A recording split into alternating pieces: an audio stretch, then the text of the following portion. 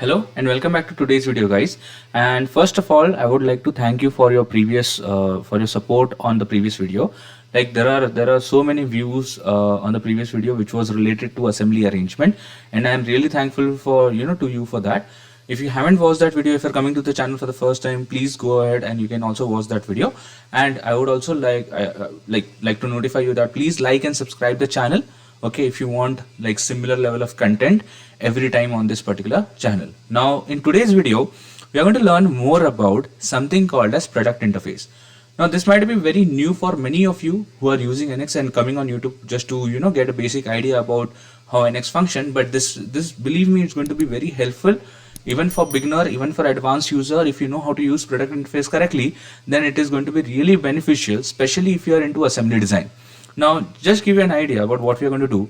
Like here we have a press tool assembly, and what we are going to do is we are going to design all four components, that is top plate, guide bush, guide pillar, bottom plate, all four components inside NX using product interface from the very first component up to the last component. To give you an overview of what product interface is going to help you for is basically, if you create the first component, let's say for example the top plate, it will be very easy for you to refer that plate and create the next component. And the beneficial part about product interfaces, if you change one component, it will automatically change all the related components or all the respective components. Now first of all, if you want to create anything with product interface, okay, if you want to follow along and if you want the same thing, okay, to be there with you, like the same PDF and everything, what you can do is you can go to the description portion below and you will find a link there, okay, for downloading this particular set of files. It's a Google Drive link. You can actually access that from that drive link itself, or in that you will find this particular file called press tool assembly, and also bottom plate, top plate, guide bush, guide pillar. So this is basically the dimension of that particular file.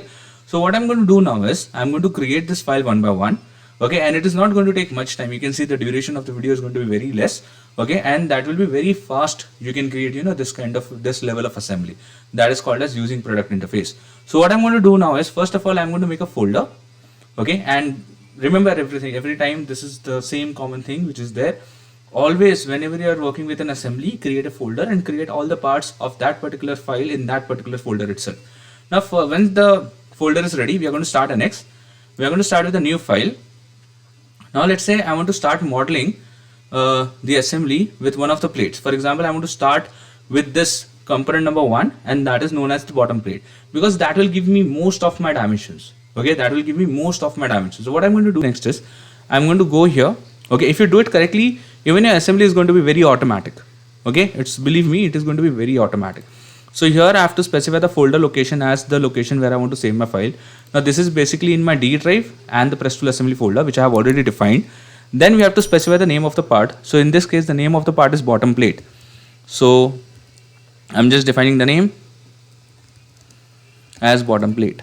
Okay, once I define the name properly of this particular component, then what I'm going to do is I'm going to create the plate itself. So now if I want to start the creation of the plate itself, I'm going to click on sketch. And then what I'm going to do is I'm going to select the top plane for my sketch, and see, for making the first part up to the last, we can say, like from the first part creation point itself to the very final part of the first part, the process is going to be identical to normal modeling. So what I'm going to do is I'm going to start with the center rectangle. So as you can notice, I'm creating a center rectangle, and believe me, this is going to make your process a lot easier. Okay, now in this center rectangle, I have to see what is the size of that bottom plate. So here we have the bottom plate. We have a size of 250 by 150. Okay, and then we have a hole at 30 mm. Okay, so 250 by 150 is the size. So here I'm going back into NX, defining the length as 250. So for example, this is 250, this is 150. Now if you don't want to get bored in the creation part, you can directly jump to product interface part as well. Okay, but I would really recommend you, if you can watch this particular part as well, it's not going to take much time for you. Okay, now here there will be a circle, and this circle will be there in 4 locations. So I'm using Mira to create the circle in all 4 locations, and then I'm going to define the size of this particular location of this particular hole as 30 and 30. And if I tell you, this is the only file in which I'm going to define my dimension. For remaining every file, I'm not going to define a dimension at all. Okay, then what I'm going to do next is I'm going to go and check the height, that is going to be 30, and the diameter is 25. Okay, so here I'll go back inside NX, the diameter is 25. Sorry, let me check the diameter again. So diameter is 25. So first of all, what I'm going to do is, first of all, I'll give this hole a diameter of 25, and there is one more hole actually, which is going to be present over here somewhere, exactly in the center. So I'm creating a hole in the center, making sure this and this is vertically aligned. Okay, the center of the hole and the center of the line is vertically aligned, and then I'm going to check the diameter and the location of the hole. So here in this PDF, so we can see the diameter of the hole is going to be 50, and it is going to be at the distance of 50, which is mentioned over here. So I'll go back and define the diameter of the hole as 50. Okay, and it is very much possible that you don't even define a dimension. You can work without dimension and you can still get a proper assembly. So here it's going to be at the distance of 50. So the diameter is 50 and this is 50. I'll click on finish, then I'll click on extrude, and here I'm creating an extrude of height 30. So this is my first component which I created. Okay, it is already done, so I'll just save the file. Now how to use product interface in this? First of all, I'll just give it a color so that it is easy to identify when it is a part of an assembly. So here, let's say I'm going to give this color called strong plum color. Okay, so I'm going to define this particular color for now. I'll click OK, and this particular color has been assigned to the part. Now what I want to do is, okay, just give me a moment. Now what I want to do is, I want to now define this particular body as a product interface body. Now to do that, you can go to assemblies tab over here, and you will find an option called interface. Okay, you can find this particular option called interface. Or if you are using any older version of NX, you can go to tool, and here also you can find this option called product interface. Okay, from any one of this location you can go to product interface and then click on this command to activate this particular command. Now this is a very simple yet very powerful command, product interface itself. So once you click on this option called product interface, either from here or from any other location, now you have to define what you want to do, whether you want to interface basically the input or the output, like whether the interface type is going to be the input or it can be output. So here I want to output. Okay, so I'm going to select output over here. Now interface type, I can decide it should be automatic, or you can interface a body, a sketch, a datum plane, a datum coordinate system, a datum point, curve, etc. So here I'm going to select automatic for now and just click on this body for now. Now once you click on the body, here you will give it will be showing you that solid body as an output interface is selected and the status of this particular interface is going to be active. Now I don't want this name, solid body kind of thing. It will be very difficult to recognize if you have multiple bodies over here. So what I'll do, I'll right click and go to interface property. Now here I can click on interface property and give it a different name. For example, I don't want to call it as a solid body. I want to call it as something like bottom plate, and I want to just replace this solid body name with BM. So that is going to be bottom plate for me. And now I have defined my interface. Now how I'm going to use this interface, it is going to be very important. So here you can notice the output interface has been defined in the part navigator area on the left. Okay, you can see the output has been defined, and I'll save this particular output. Now it's a one-way stream. One-way stream means you can use this particular file to modify another file or to create another file, but it will never affect the original file. So okay, so that is the best part. And again, one-way stream means if you do any modification to the original file, it is not going to get updated to the, it will automatically get updated to the respective file. So I'll show you how. For example, my bottom plate is ready. Next thing I want to create is a guide pillar. Okay, so I'm going to click on new, and then what I'm going to simply do is I'm going to click on the location. The location is already correct. I'm going to define this name guide pillar. So once I define the name called guide pillar, then what I'm going to do next is I'm going to bring that body here so that I can use that body parameters in order to create my part. And how to do that? I can click on more over here. Okay, and you will find this option called wave interface linker. Okay, if you're not able to find this option, here you have to go to role. Okay, on the left, choose content and choose role advanced. Okay, if you're not able to find this option in the home tab itself. So this is going to be very important. Okay, so now again going back to this option, that is home, and here I'm selecting wave interface linker. So once I click on wave interface linker, then I need to browse for the file. Now in this case, bottom plate is having a body as an interface. So you can see bottom plate over here. Okay, this is a file which I have just browsed, and here you can see the name of the interface which I just created. If you're not getting this name, okay, as an interface, or any other name would be fine, but if you're not getting any interface at all, that means you have done mistake in the first step.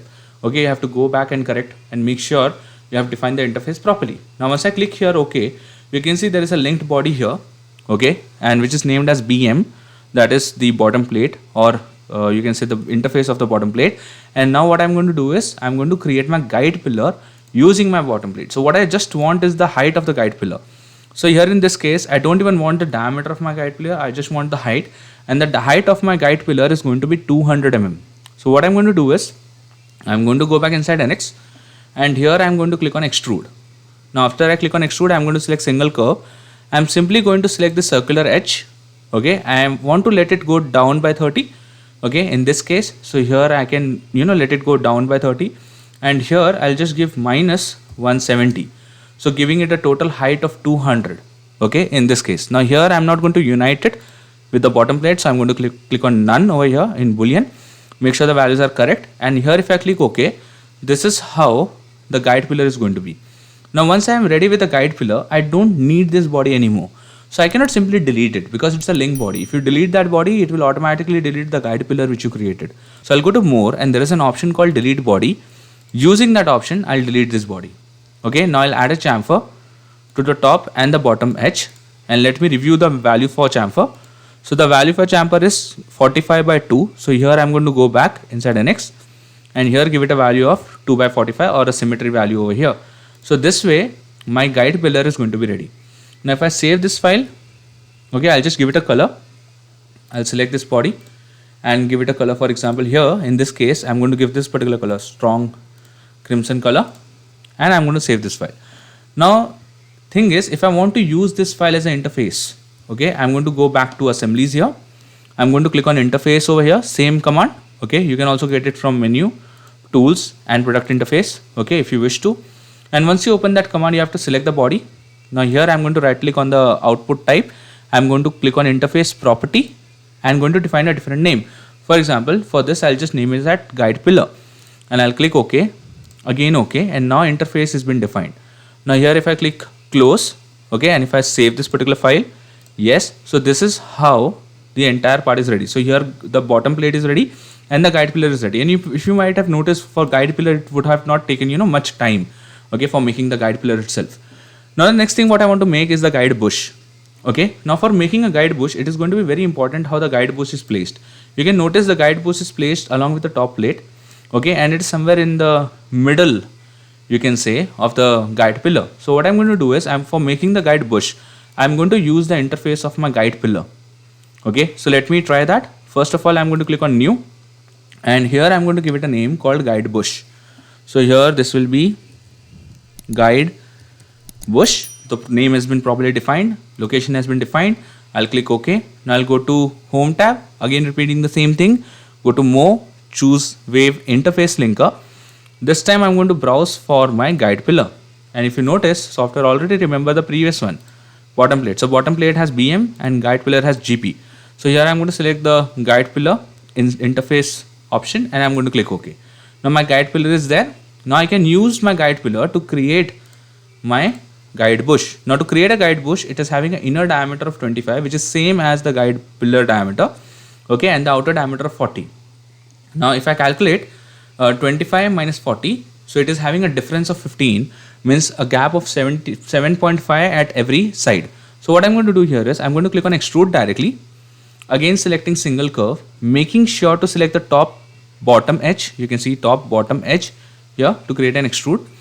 Now extrude start value, okay, remember the extrude start value is going to be at 30. So I want to, let's say, create my guide pillar at the distance of, let's say, 20. So extrude start value is at 20, and let me check the total length of the guide pillar, guide bush, and the total length of the guide bush is going to be 60. So here I'm going to define 60 plus 20. So this is how the end is going to be. Now before I click OK, make sure boolean is set to none. And here in offset, you are going to select two-sided offset with 0 and 7.5 as the value. Again, we just created an extrude. We never created any other command of any sort. Okay. And then what we are going to do finally is I'm going to click on more and delete this particular body. Okay. Using the delete body tool. Now here I'm going to click on chamfer and create a chamfer on this bottom two edges, and I'm going to click OK. Okay. So this is how I have created my guide bush. Okay, so I hope you understood how I created my guide bush. Now I'm going to press Ctrl J, and again guide bush will be important for making my top plate. So you can see how the link is flowing. Okay, it is going to be for every component, there will be a link. So I just define a color here, save this file, I'll close this particular part. Okay, and then what will I do is I'll go for creation of a new file. So the last plate is what I'm going to create now. So here this will be named as, for example, top plate. So top plate is the name of this particular file. Now for making the top plate, I want the interface from my guide pillar, from my guide bush, and for my bottom plate as well. So what I'm going to do is I'm going to click on More, Wave Interface Linker. First of all, I'm going to take the link of the bottom plate, apply, then the guide pillar, apply. You can see here how it is entering, and then finally the guide bush. Now if I have forgotten to make the guide bush interface, then it will not show me there is a interface over here, and it is telling me that the source part doesn't contain product interface object. So I need to click on cancel. I need to open my guide bush again and define the interface. So here in assembly tab, interface, I'm going to select it, right click and choose the interface property that will be named as GB or guide bush. Now once you define that, once you click OK for this as well, then I'm going to close this particular file, that is guide bush file. Okay, and if it is asking me to save it, I'll just save it and close. And here again I'll activate that interface command, that is wave interface linker.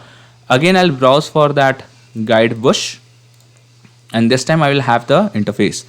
Okay, and now what I can do is I can use this set of references to create my final component, that is going to be the top plate. Now for creation of the top plate, I have to do a few things. What I'm going to do now is, so now we are going to create a sketch on this particular top face. So to do that, I'm going to click on sketch. I'm going to select this particular face, that is this top face of the guide bush, and then I'm going to create my sketch, and everything is there on the linked body this time.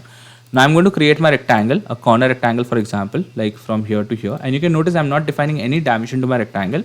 I'm going to use project curve to get this outer ring of the guide bush projected. So you can see I'm clicking on project curve and selecting the outer ring of the guide bush, apply.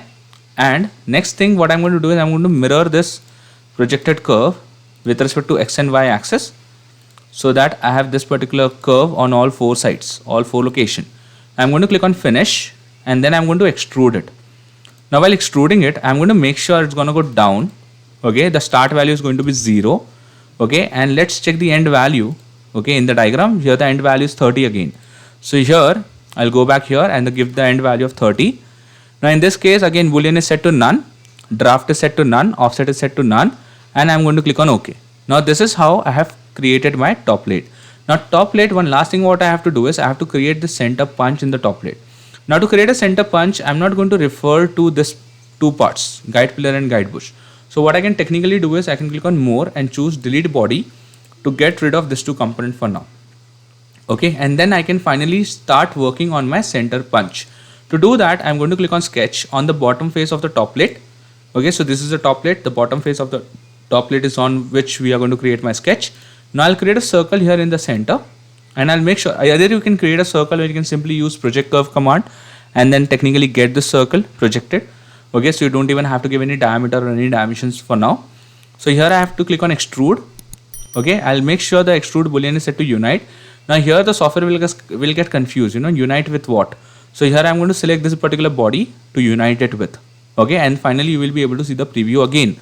Now what we are going to do next is we are going to see the height. It's going to be 120 from the top. So what I'm going to do here is I'm going to give 120 minus 30, because 30 is something which we have already traveled. So here 120 minus 30 will be the height, and once I'm done with this I'm going to click OK. Now finally I'm going to get rid of this extra body as well. So using delete body I'm going to get rid of this body, and then I'm going to press Ctrl J again to define a color to this particular part, and let's say I'm going with the fourth color, let's say a fifth one, strong leaf color, and this is what I have defined so far. Okay, and all my parts are ready, and technically only for the creation of the very first part I have defined all the dimensions properly. For the remaining part they are all linked together, and for this part I don't need any interface because it is not going to be referred by any other part. Okay, so I'm going to close it, and let's see how this will support to create an assembly. So here I'm going to click on new, and once I click on new, here I am to define the name of the assembly. So this will be the press tool assembly. So I'm just defining the proper name. Okay, Now what I'm going to do is I'm going to click on let's say the assembly tab, click on add component. Now I'm going to click on browse and browse for the first component, that is bottom plate. Okay, and it will ask me whether you want to fix the first component. I'll say yes, I want to fix my first component wherever it is. Now I'm going to add the next component. So here the next component is going to be the guide pillar. Okay, and because it is going to add it once, it will be automatically added to the same location where exactly it is created, which is nice. Okay, but for now I want to add 4 of them, so I'll just increase the count to 4. Okay, and now for all 4 of them I need to specify the placement properly. So I'm going to click on move and I'll just move it away for now, and I'll click OK. Now for the placement part, I'm going to click on assembly constraints, and here I'm going to select concentric as a type of constraint I want to use, or you can also use align lock. Okay, if you want to fully constrain the part, because align lock will not allow the thing to rotate. Okay, so like for example, if you put the guide bush right now, it is going to rotate about its axis, so align lock will prevent that from happening. For now I'm going to choose concentric, the lower circular edge here and here, the lower circular edge here and here, the lower circular edge here and here. So I'm just placing all the guide bush properly.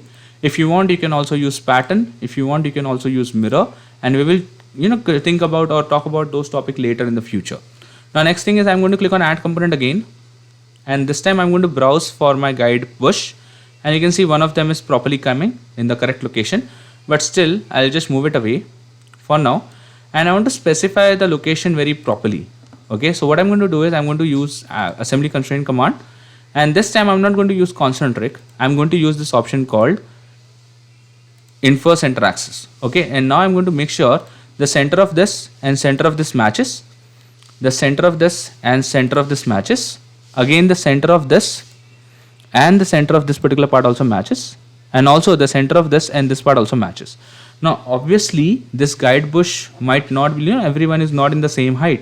So to do that, I'm going to click on align, again this particular option called touch align, and I'm going to use this option called find closest, and then I'm going to select this top face and this top face, then this top face and this top face, then this top face and this top face. So this is how I can complete my assembly. So what help product interface has gave me is basically to create individual parts.